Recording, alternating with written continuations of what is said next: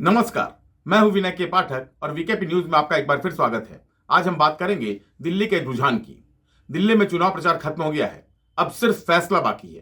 पहले वोटिंग और फिर काउंटिंग, यानी 8 फरवरी को दोपहर तक सबको पता चल जाएगा कि दिल्ली की सत्ता पर कौन काबिज हो रहा है। अरविंद केजरीवाल एक बार फिर सत्ता में वापसी कर रहे हैं, या कांग्रेस की किस्मत खुल रही है, या फिर बीजेपी दिल्ली की सत्ता पर कब्जा करने जा रही है।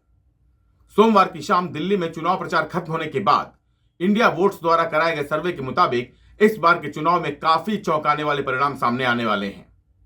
इंडिया वोट्स के सर्वे का जो आकलन है उसके मुताबिक इस बार के चुनाव में ऐसे ऐसे दिग्गजों को हार का सामना करना पड़ सकता है जिनके बारे में किसी ने अभी तक सोचा भी नहीं होगा। चुनाव आयोग के प्रतिबंधों की वजह से इस सर्वे का पूरा खुलासा 5 फरवरी की शाम के पहले तक नहीं किया जा सकता है। उसके पहले अधिकतम 5% सीट यानी 4 सीट के इलेक्शन सर्वे के बारे में जानकारी दी जा सकती है।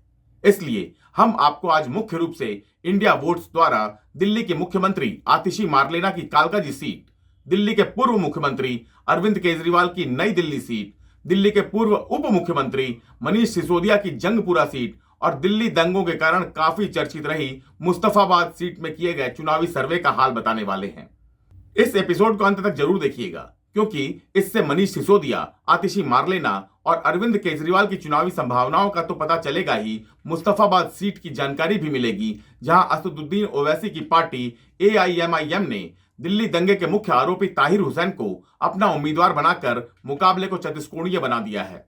लेकिन इससे पहले कि हम लोग इंडिया वोट्स के इलेक्शन सर्वे के बारे में बातचीत करें, आपसे रिक्वेस्ट है कि प्लीज हमारे चैनल को सब्सक्राइब कर लीजिए और बेल आइकन भी दबा दीजिए, ताकि मैं जब भी अगला बुलेटिन डालूं तो आपको उसकी जानकारी तत्काल मिल जाए। अगर बुलेटिन पसंद आए तो प्लीज इसे लाइक करके अपने दोस्तों के बीच शेयर भी कर दीजिए। साथ ही कमेंट सेक्शन में टिप्पणी करके हमें यह भी बताइए कि आपको हमारा बुलेटिन कैसा लगा और इस बुलेटिन के संबंध में आपका क्या विचार है।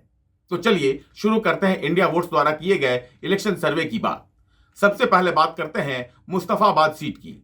दिल्ली की ज्यादातर सीटों पर या तो बीजेपी और आम आदमी पार्टी के बीच सीधी लड़ाई होने वाली है, या फिर बीजेपी, आम आदमी पार्टी और कांग्रेस के बीच त्रिकोणीय मुकाबला होने वाला है। लेकिन नॉर्थ ईस्ट दिल्ली में घनी आबादी वाला मुस्तफाबाद इस बार चतुष्कोणीय मुकाबले का गवाह होने वाला है। ये एक दंगा प्रभावित विधानसभा क्षेत्र है। मुस्तफाबाद में बीजेपी ने करावल नगर के मौजूदा विधायक मोहन सिंह बिष्ट को अपना उम्मीदवार बनाया है। वहीं आम आदमी पार्टी ने मौजूदा विधायक का टिकट काटकर पूर्व पत्रकार आदिल अहमद खान को टिकट दिया है। इसी तरह कांग्रेस ने मेहंदी हसन को अपना उम्मीदवार बनाया है। इसके अलावा AIMIM ने दिल्ली दंगे के मुख्य आरोपी और आम आदमी पार्टी के पूर्व पार्षद ताहिर हुसैन को चुनाव मैदान में उतारा है। याद रखिए, ताहिर हुसैन पहले आम आदमी पार्टी के पूर्व पार्षद हुआ करते थे, लेकिन दिल्ली दंगों का आरोप लगने के बाद आम आदमी पार्टी को मजबूरन उन्हें अपनी पार्टी से निकालना पड़ा। अब AIMIM ने उन्हें विधानसभा चुनाव में अपना उम्मीदवार बनाया है। इंडिया वोट के सर्वे के मुताबिक तमाम अनुमानों के विपरीत मुस्तफाबाद में लगभग 44% मुस्लिम वोट ताहिर हुसैन के पक्ष में जाता हुआ नजर आ रहा है। वहीं कांग्रेस के मेहंदी हसन के पक्ष में 12% और आम आदमी पार्टी के आदिल अहमद खान के पक्ष में करीब 38% वोट का रुझान बना हुआ नजर आ रहा है, जबकि 6% मुस्लिम अभी कुछ भी कहने की स्थिति में नहीं है।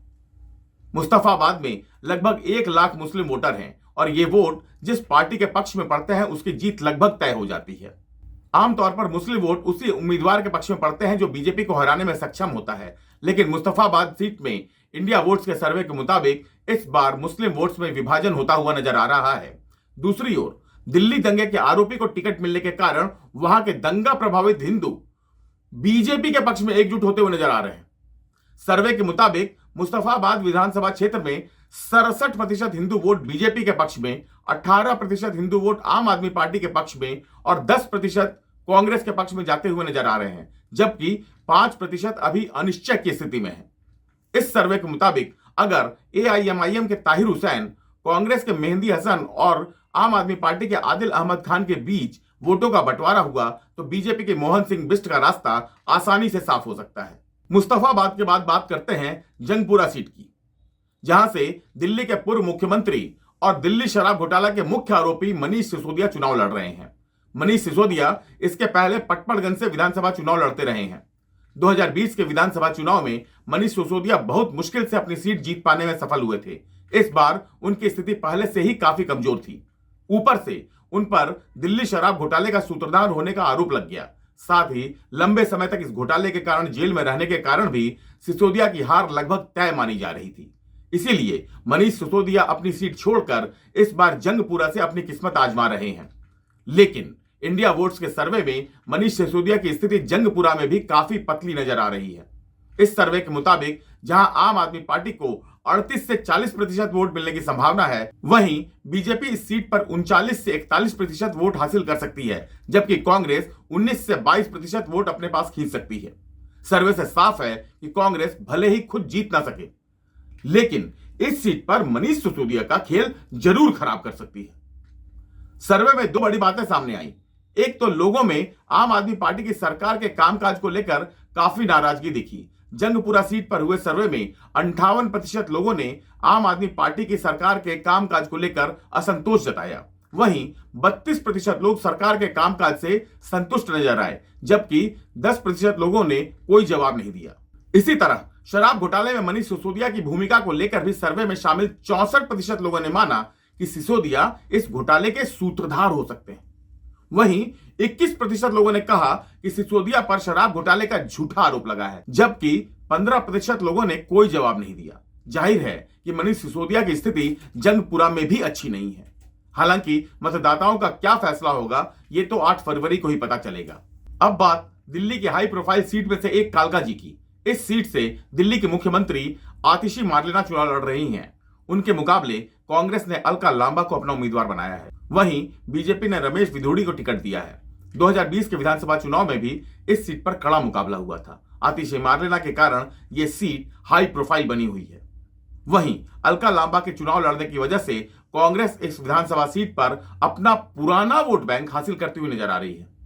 हालांकि इंडिया वोट्स के सर्वे के मुताबिक अलका लांबा के कारण यहां कांग्रेस के वोट परसेंटेज में तो बढ़ोतरी हो सकती है, लेकिन मुख्य मुकाबला अभी भी आम आदमी पार्टी और बीजेपी के बीच ही बना हुआ है, जिसमें आम आदमी पार्टी को हल्की बढ़त मिलती नजर आ रही है। सर्वे के मुताबिक आम आदमी पार्टी के पक्ष में 42 से 46% वोट पड़ने की संभावना है। वहीं बीजेपी के पक्ष में 38 से 42% लोग वोटिंग कर सकते हैं, जबकि कांग्रेस को 18 से 21% तक वोट मिल सकता है। इस सर्वे के मुताबिक फिलहाल आम आदमी पार्टी की उम्मीदवार आतिशी मार्लेना बढ़त बनाती हुई नजर आ रही है, लेकिन बीजेपी के रमेश विधोड़ी भी उनसे अधिक पीछे नहीं है। इसलिए चुनाव परिणाम के दिन उलटफेर होता हुआ भी नजर आ सकता है। अंत में बात करते हैं दिल्ली के पूर्व मुख्यमंत्री अरविंद केजरीवाल की नई दिल्ली सीट की। अरविंद केजरीवाल की इस सीट के बारे में कुछ भी बताने के पहले यह जान लीजिए कि इस सीट से जिस पार्टी को जीत मिलती है, उस पार्टी की ही अभी तक दिल्ली में सरकार बनती रही है। नई दिल्ली सीट को पहले गोल मार्केट सीट कहा जाता था। 1993 में यहां बीजेपी जीती थी और उसके बाद बीजेपी ने सरकार बनाई थी। लेकिन 1998, 2003 और 2008 में इस सीट से कांग्रेस की शीला दीक्षित जीती और तीनों बार शीला दीक्षित ने दिल्ली में कांग्रेस की सरकार बनाई। इसके बाद 2013 में अरविंद केजरीवाल ने शीला दीक्षित को हराकर पहली बार आम आदमी पार्टी की सरकार बनाई। 2015 और 2020 में भी इस सीट से अरविंद केजरीवाल जीतने में सफल रहे और उन्होंने जबरदस्त बहुमत के साथ दिल्ली में अपनी सरकार बनाई। अब चौथी बार अरविंद केजरीवाल इसी सीट से चुनाव लड़ रहे हैं। इस बार उनका मुकाबला कांग्रेस की ओर से संदीप दीक्षित और बीजेपी की ओर से प्रवेश वर्मा से है। संदीप दीक्षित और प्रवेश वर्मा दोनों दिल्ली के पूर्व मुख्यमंत्री के बेटे हैं और दोनों दिल्ली के सांसद रह चुके हैं। मतलब मुकाबला दमदार होने वाला है। इंडिया वोट्स के सर्वे में नई दिल्ली से चौंकाने वाले परिणाम मिलने की संभावना नजर आ रही है। सर्वे के मुताबिक नई दिल्ली सीट पर आम आदमी पार्टी 28 से 33% वोट के बीच सिमटती हुई नजर आ रही है, जबकि बीजेपी 44 से 49% वोट लेती हुई दिख रही है। वहीं कांग्रेस 21 से 23% तक वोट हासिल कर सकती है। साफ है कि इस सर्वे के मुताबिक अगर वोटिंग हुई तो अरविंद केजरीवाल के लिए अपनी ही सीट बचाना मुश्किल हो जाएगा। आम आदमी पार्टी का सबसे बड़ा नेता खुद चुनाव हारकर बाहर हो सकता है। इस इलेक्शन सर्वे के संबंध में आप क्या सोचते हैं, इस बारे में कमेंट सेक्शन में कमेंट करके हमें जरूर बताइएगा। हमें आपके कमेंट का इंतजार रहेगा। इस एपिसोड में इतना ही। अगली मुलाकात होती है इंडिया वोट्स के पूरे इलेक्शन सर्वे के साथ। जाते जाते एक बार फिर आपसे आग्रह करूंगा कि अगर आपने हमारे चैनल को अभी तक सब्सक्राइब नहीं किया है तो प्लीज हमारे चैनल को सब्सक्राइब कर लीजिए और बेल आइकन भी दबा दीजिए। ताकि मैं जब भी कोई न्यूज डालूं तो उसकी जानकारी आपको तत्काल मिल जाए। तो अब दीजिए इजाजत, जल्दी ही मुलाकात होती है। नमस्कार, जय हिंद, जय भारत।